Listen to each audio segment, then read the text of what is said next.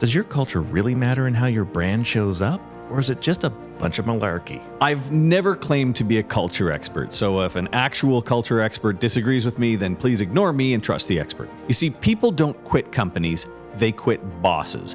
No one has ever said, I hate IBM, I'm sick and tired of IBM, I quit. No, what they say is, I'm sick of Jerry, fuck him and all his bullshit, I quit. Any of these companies where the consumer has a visible interaction with the staff will benefit by creating a culture where the staff are clearly happy and engaged. I had a job once back when I was a teenager where the boss was a complete prick, but the guys who worked for him, we loved each other. We had a common enemy, the boss. If you run a business that depends on other employees performing well for you to succeed, I encourage you to develop a strong company culture. Does company culture matter to consumers? I don't know. In today's episode of Advertising in America, we're going to debate whether your company culture really matters. Starting with the guy who puts the HR in harassment, here's Mick. I've never claimed to be a culture expert, so if an actual culture expert disagrees with me, then please ignore me and trust the expert. But I have seen a few things in my time, and that's led me to some insights. I had a client in Virginia Beach. He was always complaining about attrition. This town has no loyalty, he said. Nobody will stay at a company longer than 18 months. Then they're off to see if the grass is greener somewhere else. And that got me to thinking. I've had a lot of jobs. I've had a lot of bosses. Some good, some great, some not so good. But getting a new job is hard. I've stayed at jobs way too long because although I wasn't happy, at least I understood how it all worked. And you never know if the next one will be worse. So here's the company owner saying in Virginia Beach, no one will stay at a company longer than 18 months. And I just carefully rephrased that last sentence to, no one will stay at his company longer than 18 months. I'll remind you, Virginia Beach is a military town. Naval Air Station as well as the home base for aircraft carriers and other big ships. There's also an Army base and a National Guard station. It's hard to find someone in that town who is not ex-military. We're talking about your most loyal, dependable workforce in the country, and he thinks they can't commit to an air conditioning company? Are you insane? The owner of this company is a brilliant guy, genius at working the books, and he could easily tell you what's wrong with your business, but he couldn't see in the mirror. You see, people don't quit companies, they quit bosses. No one has ever said, I hate IBM, I'm sick and tired of IBM, I quit. No, what they say is, I'm sick of Jerry, fuck him and all his bullshit, I quit. So if you have a staff retention problem, I'd look long and hard at the person who that quitter directly reported to. There's your failure in company culture. The problem is Jerry. I've seen a lot of companies give lip service to culture. They have meetings and company picnics and team building exercises. In a lot of cases, they're ticking boxes. And I'm not even sure company culture can be controlled by the boss. I had a job once back when I was a teenager where the boss was a complete prick, but the guys who worked for him, we loved each other. We had a common enemy, the boss, Ron. He's dead now, so I can use his real name. We sang songs about him. Best company culture ever. There was no way we were leaving that job. We worked our asses off, got paid shit, treated like shit, but I still had a blast at work. I still miss those days. I know Wizard of Ads partners who truly understand company culture. They've built successful businesses where people are dying to work there, and they've done it multiple times. If you can afford to hire one of those guys, you'll do yourself a world of good. If you can't, just make sure you get rid of Jerry before he costs you and your entire staff. Speaking of my former client in Virginia Beach, never in my career have I ever fired a client. Except him. I'm just saying. Fuck Jerry. Fuck him in the neck. Fuck him. No, seriously, fuck you, Jerry. Now to defend why culture is a total sham perpetuated by big culture to sell more culture, here's Jerry, Chris. Culture's great for employees. If employees like it there, if they feel appreciated and like they're part of a family, maybe they give a shit more and do better and put in extra effort and cover your ass when you have operational shortcomings, and maybe that helps the business succeed. Maybe it helps you recruit good people when you're known as a great place to work. So if you run a business that depends on other employees performing well for you to succeed, I encourage you to develop a strong company culture. Does company culture matter to consumers? I don't know. The line is nowhere near as direct. There are clearly examples of where it does. Starbucks, Southwest Airlines, Disney World, any of these companies where the consumer has a visible interaction with the staff will benefit by creating a culture where the staff are clearly happy and engaged. But there are plenty of successful companies where the company culture is average or maybe below average, and I have no idea. Does anyone know of a car company with a culture that is significantly different from the rest? Ford, Hyundai, Volkswagen, Dodge? Does anyone know anything about any of their cultures? Does any of that make a difference to the vehicle you buy? Or do you buy based on the reputation of the product, independent of any culture? Does anyone know the culture at Campbell's Soup? I mean, I assume it's okay, but I don't know. I know I like the soup, though. What about Levi's or Kellogg's or Hertz or Neiman Marcus? Perfectly successful companies with quality products and a premium price and no particular culture that anyone is aware of unless you work there. To avoid getting sued, I won't accuse anyone specifically, but we all know major running shoe brands have a history of questionable manufacturing conditions that certainly could never be referred to as a strong company culture. Ask the poor kid stitching sneakers together for 12 hours every night in the punishing Mumbai heat if he's there for the company culture. I suspect the culture sucks, but the kicks are amazing, and hey, if LeBron likes them, I'm buying some. Miramar Films had a culture of having to sleep with Harvey Weinstein if you wanted to roll in his movies, and they made a ton of great movies in those days. Anthony Bourdain's Kitchen Confidential told us just how shitty the world's best restaurants treat the staff who literally make the food that makes them successful. Amazon warehouse workers have to piss in water bottles because they don't get enough breaks, and Amazon is doing just fine, thank you very much. Because rumors of a sketchy culture haven't stopped the average American from wanting to buy cheap consumer goods to fill the existential hole in their heart. We love it when we see great company culture. If we see that culture reflected in the customer-facing workers we interact with, it's lovely. But can you build a company by grinding your workers down, paying them as little as possible, providing them minimum number of amenities, and basically saying take it or leave it? Sure can. It means you suck, but you can totally do it. Who wants pineapple pizza for lunch today? Woohoo! You've all done such great work. Thank you. We'll be right back after our well-deserved pizza party. So this is normally when Ryan throws to himself, kind of a commercial within a show about commercials. And that's fine, we could let him do that. But really what you want to hear is me yelling at you. That's the reason you tune into the show. Sure, the conversations are fun and the insights are thought-provoking, but what you really want is cursing, and that's where I come in. I mean, I don't want to get all shit or get off the pot on you, but at the moment, Ryan's doing this whole, I'll give you 45 minutes of my time to help you narrow down your challenges and find a solution thing. You think that asshole will give me 45 minutes to shoot the shit? But here's what he does. This maniac will go over everything. Your sales process, your offers, your loyalty club, and yes, your marketing. And then you don't have to do a fucking thing. You can take all that insight and roll. If you like what you hear and want a deeper dive away, my friend. Ryan ends up not working with about 90% of the people he meets. But the ones he does end up working with, they start here. So think about that. He's got a whole web thingy where you can book an appointment. It's at wizardofads.services. Stupid address? You want to believe it. And I'd say that to his face. wizardofads.services. And now, let's get back to the stuff I really want to curse about. Shit! Wizard of Ads partner Ray Sagrin taught us about how the best stories we tell in our advertising are about the employee and buyer experiences that shape why the brand matters. Does a deadbeat culture stunt profitability and growth, or is it clear out the deadwood? I feel like a bit of a fraud, involving myself in a conversation about company culture. I know just enough about culture to be dangerous. So I feel a little awkward talking about it, but that doesn't change the fact that we've all been in various situations where we're working and the culture is great and the culture is not. Sadly, I have to agree with Chris to some degree that the company culture and the consumer experience very often have no connection, which doesn't mean that I don't believe in my heart that a company with a good company culture where everybody loves going to work and sings hi ho every morning would not be more successful. I just wish there was an easier way to quantify that.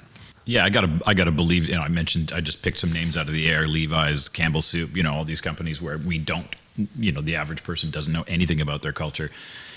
I would assume that they probably do spend some time, because the last thing you would want is to find out, hey, you know that soup company that everybody likes and it's so wholesome and so family oriented? It turns out they're a bunch of bastards. So nobody wants that to come out. And so I assume, that there's a minimum average that most people, stick to. The minimum viable product strategy of disappointing people just to a certain point. Yeah. Right.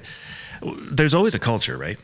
No matter what company you're in, there is a culture, because while leadership can set the tone for the culture based off of what they tolerate, the reality of it is it's going to be good, it's going to be not good, or it's going to be super toxic.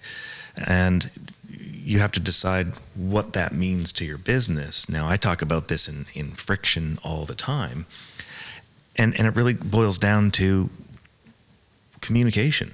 People are the wild card, and they represent 80% of our business effort at any given time. Mm. So if all we're doing is working hard to put out fires and deal with employees, deal with customers, because we don't have a culture that serves, a culture that removes friction, a culture that makes it easy for sellers to sell and easy for buyers to buy, that by its very nature is going to put drag on the flywheel of business, and that reduces profitability. It certainly reduces your highest potential for growth.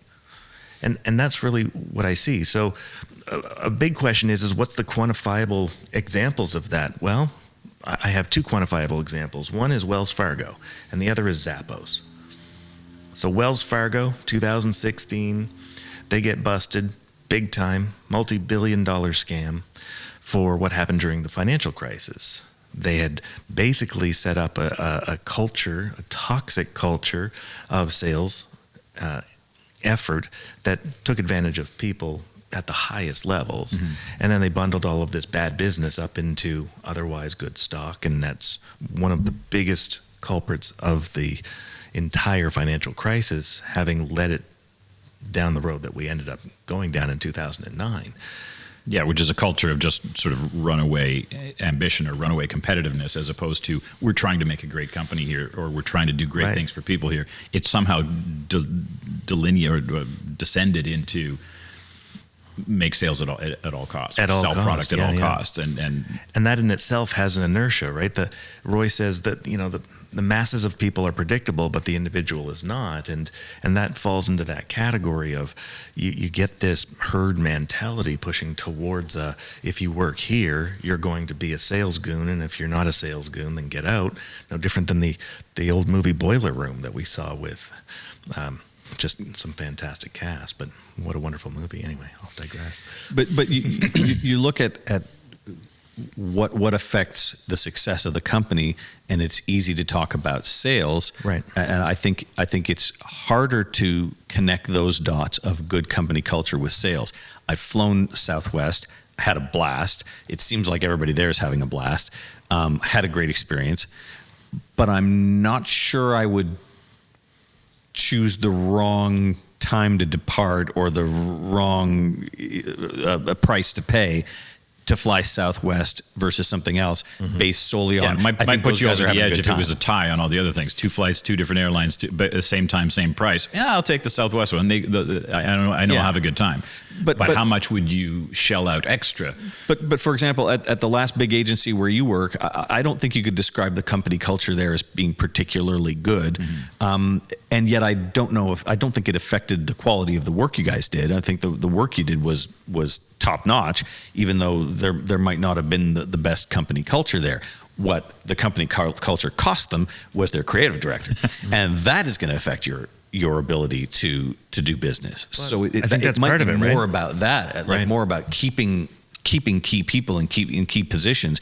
If somebody who's really good at what they do, who does not enjoy going to work, will find work elsewhere and will easily find work elsewhere. And replacing that person is, first of all, time consuming. Second of all, expensive. And third of all, it might not work. Yeah. They might not make Well, and that's also where you get things like quiet quitting, right? Which is if the culture kind of sucks, then you go in there, you take your paycheck because you know it's a pretty good paycheck. And as you said before, it's hard to find a new job.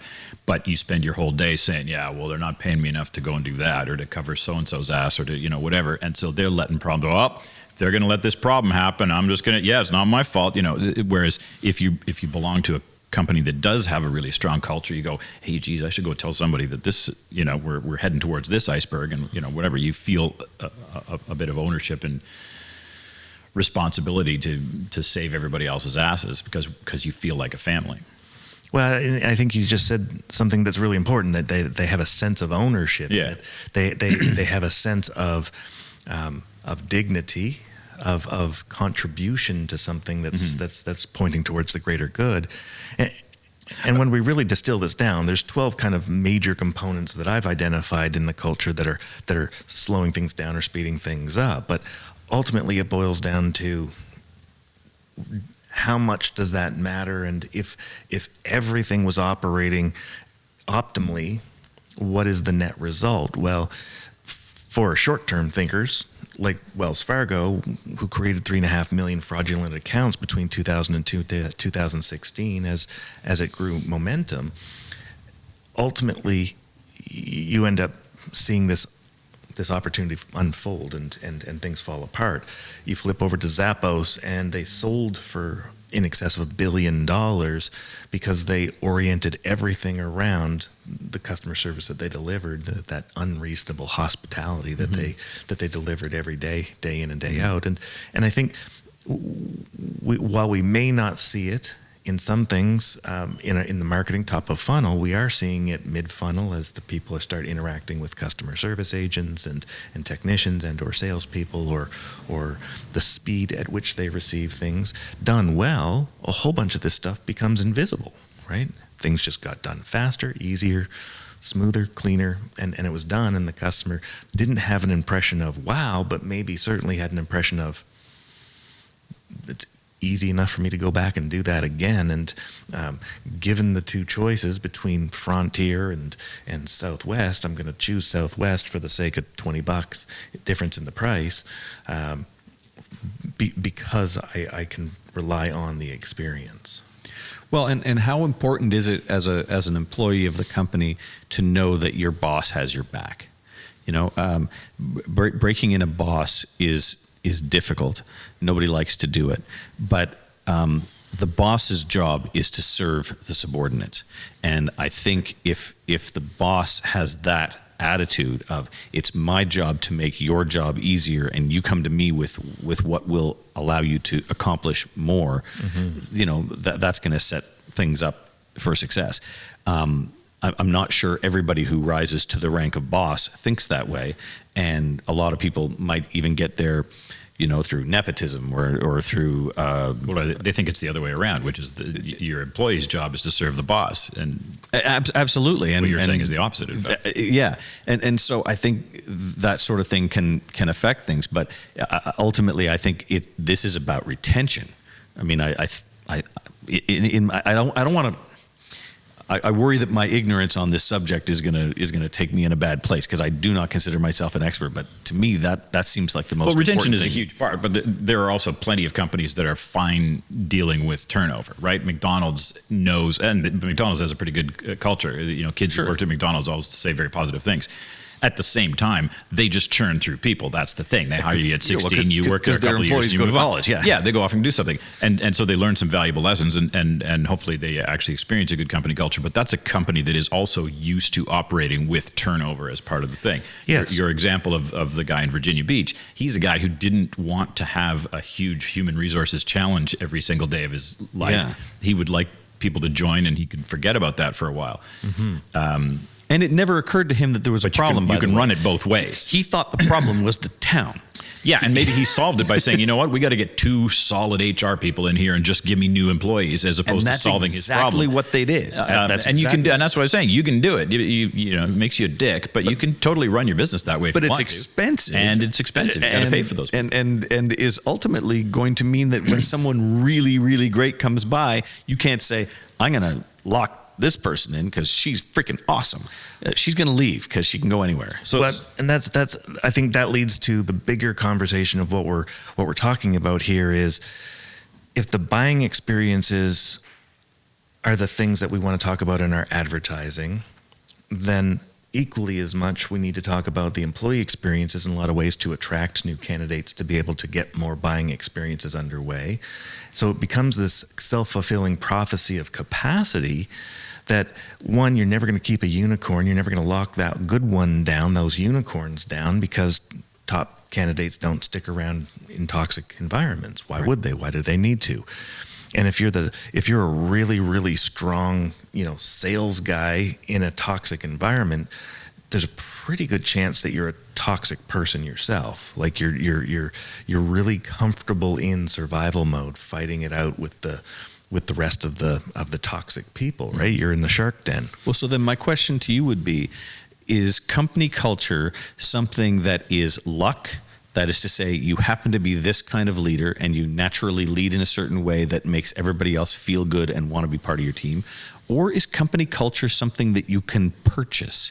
Can I go and say, I would like to buy myself one lot of company culture and then bring someone this in was and going to be create something it? I want to Because talk about. I literally don't know the answer to I mean, it. I think the risk is that people think and you even said sometimes it's just lip service, is that people say, oh yeah, we should get some more company culture in here, so let's have a summer picnic and let's have Santa Claus come at Christmas and let's have red shirt day and whatever. And it's like, well, if the boss is still a dink and everybody's underpaid and everybody's overworked and they're all still putting out fires every single day, that company culture doesn't work. When the company culture where everybody feels like they need to pull together and because they believe in this thing, and then on Monday morning meetings people will say, no, we got to go out there, we got to see if we can beat our projections. Well, that rah thing is not going to come from that sort of thing. It only comes when you feel like you have a stake in it or something. And so I think it can be expensive. I think you do stuff like profit sharing. Like there's a culture thing where when people feel like it actually can pay me, so if I really care more. But those things are also not cheap. You can't just go buy some balloons and pizza on Friday and think you have a company culture now. Even if it's a Hawaiian pizza. I mean, if it's Hawaiian pizza, you get a good shot. Yeah, I mean anything with pineapples, really. Yeah. It really kind of does self-fulfill the prophecy, and the answer is to your question earlier of, is it something that you can purchase or is it something that you can? Because you can purchase advertising. I know that. We do it. Right. And other people do it. Right. But my question is it possible to bring someone in and create the sort of culture that we know will lead to company success? Right. Separate from you have to the do luck it. of You have being to able do it the same way that we sell you advertising, which is you have to not go with what you thought was a good idea for an ad. You have to go with what I think is a good idea for an ad, and it's going to scare you at first, but you're going to have to change your expectations. And I bet you if you're a lousy boss and you bring in a culture person to come and help your company, the boss is going to have to admit that he is part of the problem. There you go. Thank you. There we go. And that's what I was hoping to get to right now is that you can purchase a person to come in and teach you how to do it, but it only matters if you do the work. Yes. Right? and feel like doing it. Well, not just feel like doing it, but feel like sustaining it. Because committing to that. Yeah, and absolutely. it's like the first step of any 12-step program. I think you have to admit that you have a problem, and that's why you had to bring in this consultant, and so you have to listen to what they say. Well, and thank you. The 12-step program really does start with admitting that you do have a problem. Exactly. And then from that, making amends with not just that, but the process in which you need to resolve those issues. And then you need to go out and apologize to all the people that you did awful things to. Yeah.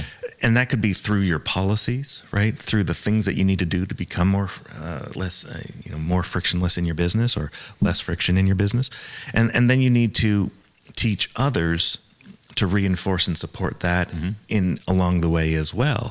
So there is this 12-step process. The truth of every 12-step process follows these four major key points, these waypoints, and it always comes back to the person at the very, very top. If you're just a shitty person who's going to be a shitty person from now to the end of time, then you're going to have a terrible culture, and you're going to have to pay the price of turnover and extra HR people and lower productivity and disappointment and frustration all the time, putting out fires and covering the cost of customer disappointment and everything that goes along with that. The chances of you actually growing beyond the length of your shadow is fairly low. It's fairly low.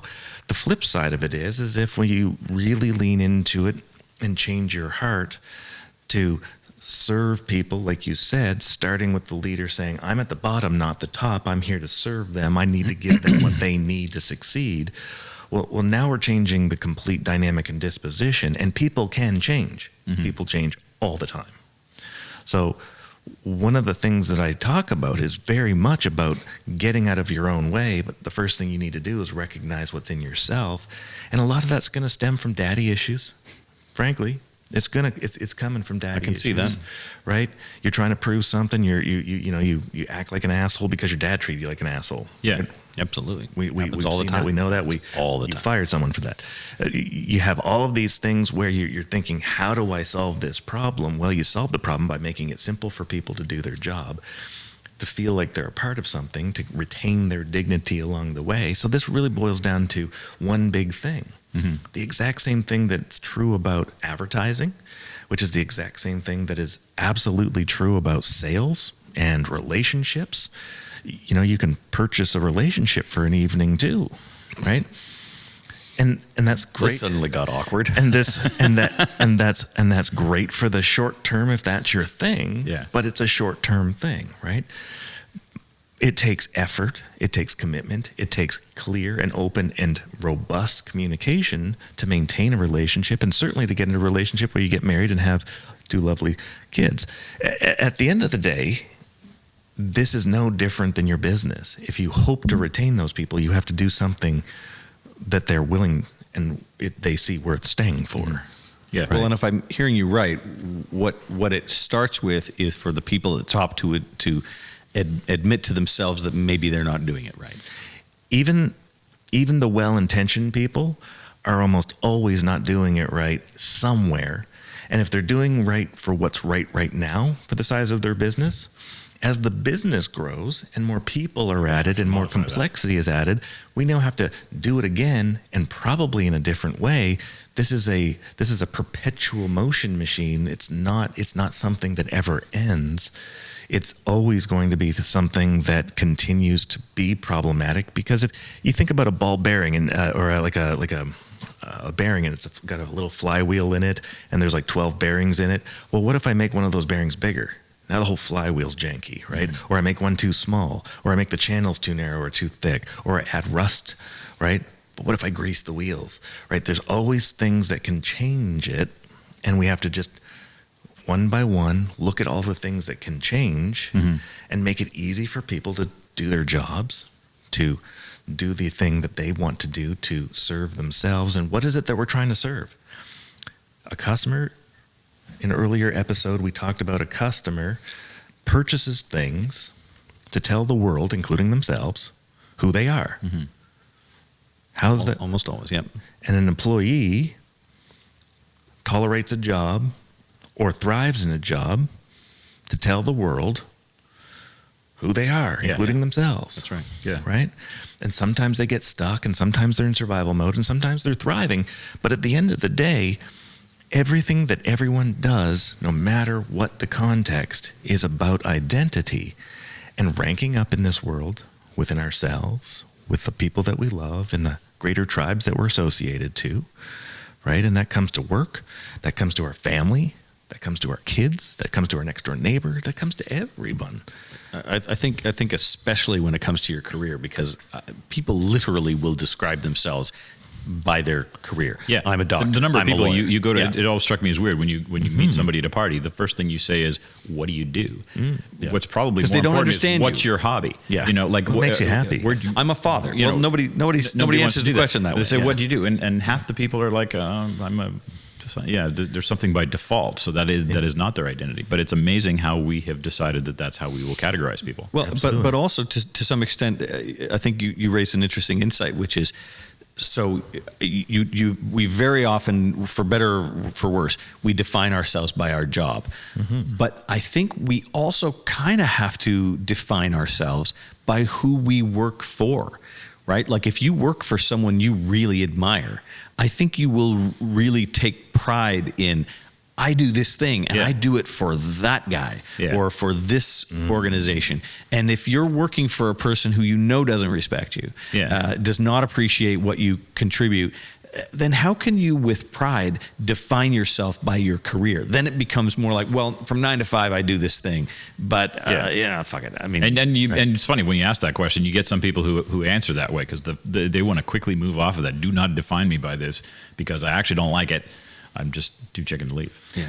Well, yes, and look, a lot of those people are just not in that place where they want to to leave, or they're financially obligated or whatever the case might be, and it goes both ways, both positive and negative. Like you could be a marauder with Stockholm syndrome, surviving in a toxic wasteland culture, and be the guy like in Mad Max who's absolutely going to dominate in that thing. That's fantastic, but they'd sell their mom for a wooden nickel. Right. And that's what you get with that culture. And if that's what you want, just know that you're living a highly transactional life that is going to be treated with transactional people, right? That's what you're attracting in, which means that's what you're attracting from your customers, right? And that's what you should expect. You should be commoditized and expect the lowest price and always have to be the low price guy. And when you're celebrating your big wins because you scammed a customer, because you didn't actually deliver on the value proposition that you promised for your premium price, then all of a sudden you end up reaching this length of your shadow, because no longer is it that customers don't know who you are, it's that they do, right? And that's scary, right? When you have to be run out of town and go start in the next town over to do the thing again because you're no longer welcome here. Yeah, because everybody knows you're full of it. Right. Or you just hit this level of people who are also kind of accepting you for what you are and willing to let you exist in their universe because it suits them in some way. At the end of the day, this is what we saw with Wells Fargo, but on the equal and opposite flip side, it's also what we saw with Zappos. Culture absolutely is going to affect your success. Do you think they would be as successful as they are if they did not lean into that craziness? Yeah. My argument is that I don't believe that they would have sold for the multiples they sold to Amazon if they didn't fervently protect their culture the way that Tony Hsieh did. And it made a huge difference. Now, when you compound that into the cost of doing business, the cost of turnover, the cost of extra HR people, the cost of disappointed customers, the cost of lost customers, there isn't this endless glut of customers that's going to come now till the end of time. There's going to come a time when you just kind of stop, right? And it just kind of continues to diminish downwards. But you're also just surrounding yourself in this horrible environment of negativity and survival, kind of guarding the resources, hoarding the resources, and protecting that last little scrap of food that you have. What kind of life is that? Yeah. It's just tough. It's exhausting. So it has to impact you, because that's where burnout comes from. It can't not affect you. Right. Yeah. So at the end of the day, what are we trying to solve? We're trying to solve for what kind of culture that you want to have. It's always going to come from commander's intent. The commander is going to determine what kind of culture you have, not because of what you say you're going to do, but because of what you tolerate in what actually happens, the actions, the behaviors of other people. If you tolerate toxicity, you get toxicity. If you tolerate transactional treatment, you're going to get it. If you treat your employee like a transaction, like a number, like a peon to do your work and to perform for you and dance, even though you don't supply them with the proper leads, and your price book is embarrassing, and all of the things that you're doing to supposedly sell stuff is an absolute tragedy, including the way you're marketing, the way you're selling, the way you're delivering on those promises or not, the way that you set up your org chart, who you've got in charge of other people, how you measure people. You've got to have a 40% closing or you're out of here. Yeah, I mean, if you're going to measure me on a statistical sample size that's 1/4 of what it needs to be for me to be actually measured on whether or not I could actually achieve 40%, and you send me on opportunities that could get me a 40% conversion, and you gave me a selling system that allowed me to convert easier because the customer's going to say yes more readily, I'm not saying I can't sell. What I am saying is I can't sell under these terms and conditions, right? And no solid-minded person is going to say yes to a crap offer. And if I don't believe in it, my customer's not going to believe in it. Well, and I think that's kind of the point, which is that we do watch what the leaders do. We call them leaders because they go first. Mm-hmm. We take our cues for what leadership does. Mm-hmm. And so when leaders act in a way that is supportive of the subordinate, then that works its way down. If the leader acts like they're saying to the subordinates, "What have you done for me lately?" Mm-hmm. Then what's that subordinate going to do to the people who report to him? Yeah, and that's when the whole thing falls apart.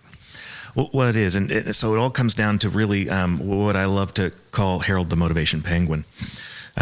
Naturally, but well, as one does, so it always comes down to seabirds. It always comes down to Harold. Yeah, and there's basically there's external and internal motivations. There's positive and negative motivations, and all of those motivations orient and lead towards identity. And if we just recognize those simple things first, we can actually start to inspire our employees instead of have them conspire against us, right? The only thing you get with compliance is defiance. So the end of the day, I'm rhyming. A lot now. of rhyming. It's a lot of rhyming. That's how you remember stuff. And nothing rhymes with penguin, by the way. Right, right. The Harold, the Motivation Penguin.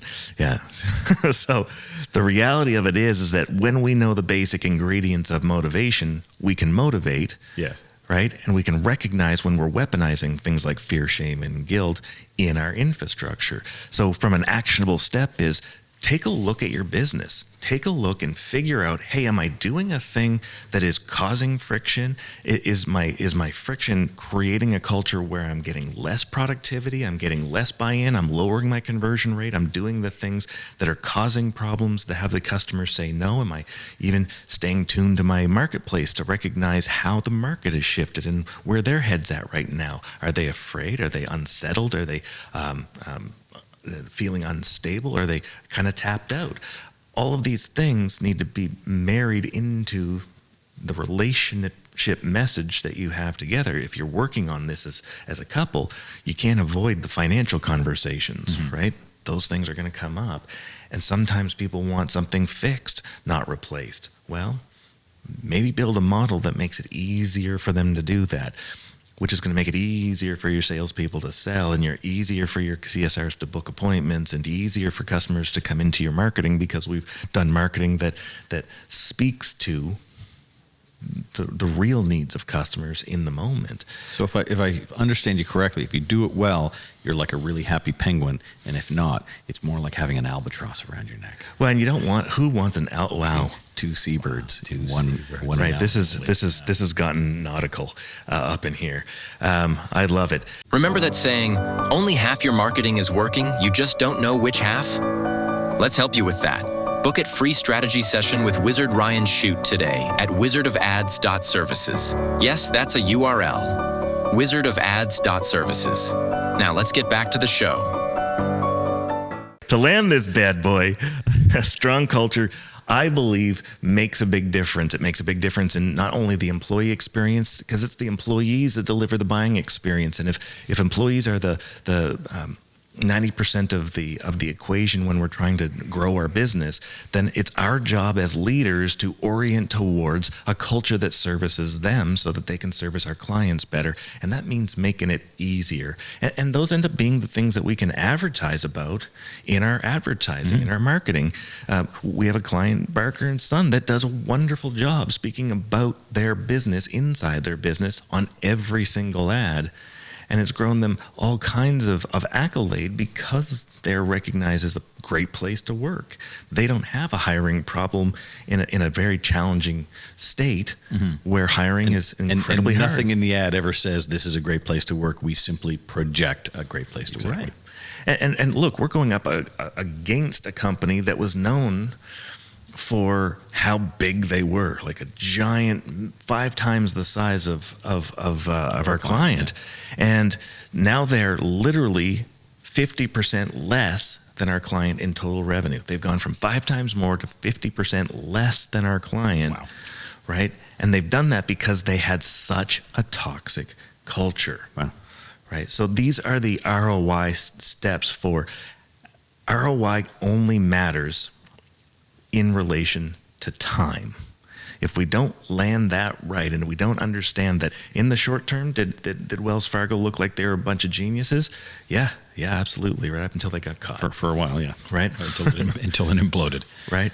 And it's eventually going to implode because too many people doing too many completely illegal things, compounded it out, and then somebody gets fired and then there's the whistle blowing, right? So no different. You have to run a business if you're looking to run it sustainably and long term. It's all going to orient around the culture. We equally see that in private equity companies who purchase companies, and there's plenty of great private equity companies that do a bang up job. There's way more that have no clue what they're doing And don't bother. and fold the companies like dramatically quickly. We see it 2, maybe 4 years at the most, and these companies are completely gone because the culture is not there anymore. Mm-hmm. Everything's been gutted out, and they don't have anything but a name left over. So does it matter? Yes.